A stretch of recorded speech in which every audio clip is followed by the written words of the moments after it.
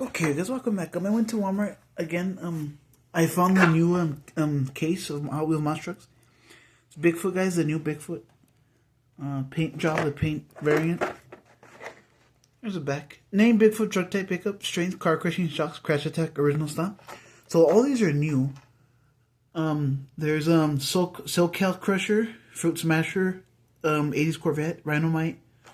The Rhinomite reminds me of the Joker, like the colors. A Little Holland 64, Mega Rex re-release, which I don't have yet. Raphael from Ninja Turtles and the Bigfoot. Really cool. I found they had all of them at the Walmart today. The Walmart neighborhood market has some good trucks sometimes. Okay. Okay. This is a fresh case too. There's guys Bigfoot. White rims and bead locks. I love the metal flake. Look at that. The yellow and red stripe. Just Hot Wheels right there.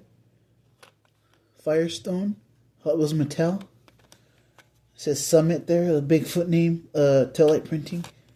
The grill, no grill printing. There's the motors in the front. Black roll cage. Silver chassis.